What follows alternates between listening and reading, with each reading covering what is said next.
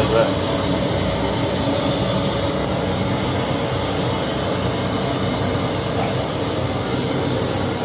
ಒಂಚೂರು ಬರುತ್ತೆ. ಇಷ್ಟಕ್ಕೆ ಒಂದು 10 ವರ್ಷ ಆಯ್ತಾ? ಜಾಸ್ತಿ ಆಯ್ತು. ಜಾಸ್ತಿ ಆಗುತ್ತೆ. 10 ವರ್ಷಕ್ಕಿಂತ ಜಾಸ್ತಿನೇ ಆಗೈತೆ. ಒಂದು 10-15 ವರ್ಷ ಆಯ್ತಲ್ಲ? 15 ವರ್ಷ ಆಗಿರ್ಬೇಕಲ್ಲ? ಹಾಂ, ಒಂದು 15 ವರ್ಷ ಆಗೈತಲ್ಲ ತಗೊಂಡು? ಅವಾಗ ಈ ಮನೆ ತಂದು ಹಿಂದೆಗಡೆ ಅಟಾರ ಥರ ಇತ್ತು. ಇದೇ ಅನಿಸುತ್ತಲ್ಲ, ರೆಡಿ ಮಾಡಿಸಿದ್ರೆ ಅನ್ಸುತ್ತಾ? ಇಲ್ಲ, ಮುಂದೆ ಯಾರು ಇದ್ರು ಅವ್ರನ್ನ ಖಾಲಿ ಅದೇ ಅದೇ ಅದೇ ಅದೇ ಒಟ್ಟಾರ ಇದು ಹಿಂದೆಗಡೆ ಅದೆಲ್ಲ ಬಿದ್ದೋಯ್ತಾ ಇದೆ. ಹೌದಾ? ನೋಡಿ ತಗೊಂಡು ಮಾಡ್ಕೊಳ್ರಿ. ಏನು ತೊಗೊಂಡು ಇನ್ನೊಂದು ಚೀಟಿಗಳು ಆಯ್ತಣ್ಣ, ಇನ್ನೊಂದು 3 ವರ್ಷ. ಹೌದಪ್ಪ, ಕಷ್ಟ ಇಲ್ದ ದಿನ ಯಾವ್ದು ಹೇಳಿ ನೋಡೋಣ. 3 ವರ್ಷ ಚೀಟಿ ತಿರ್ಗಾ ಮನೆ ಬಾಡಿಗೆ. ಅಲ್ಲಲ್ಲ, ಕಷ್ಟ ಇಲ್ದಿದ್ದ ದಿನ ಯಾವ್ದು ಹೇಳು. ಯಾವುದೂ ಇಲ್ಲ. ಮತ್ತೆ ಯಾವತ್ತು ಕಷ್ಟ ಇಲ್ಲ ಅಂತ ಹೇಳಿ ನೋಡೋಣ.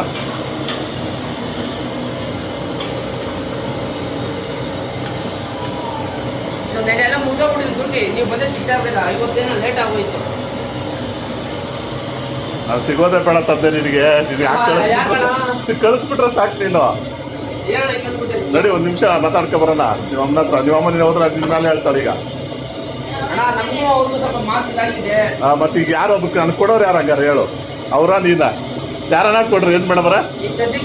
ಮಿಷಿನ್ ಯೂಸ್ ಮಾಡ್ತಾರ, ನೀನೇ ಲೆಕ್ಕ ನೋಡೋದು, ನೀನೇ ಕೊಡ್ಬೇಕು. ಅಲ್ಲಲ್ಲ, ಇರ್ಲಿ, ಅವ್ರ ಕಮ್ಮಿನಲ್ಲ ಮೇಡಮರ. ಗೋಬಿ ಪಾಪ ಇವನೇ ಜಾಸ್ತಿ ಅಲ್ವಾ? ಹೌದು ಮೇಡಮರ, ಏನ್ ಹೌದಪ್ಪ, ಏನು ಮಾಡಕ್ಕಾಗಲ್ಲ. ಸಂಸಾರ ಅಂದ್ರೆ ಎಲ್ಲಾದ್ರಲ್ಲೂ ಮನೆ ತೂತೆ ದೋಸೆ. ಯಾರ ಮನೇಲಿ ದೋಸೆ ತೂತಿಲ್ಲ ಹೇಳಿ ನೋಡೋಣ? ಎಲ್ಲಾರ ಮನೇಲಿ ದೋಸೆ ತೂತೆ.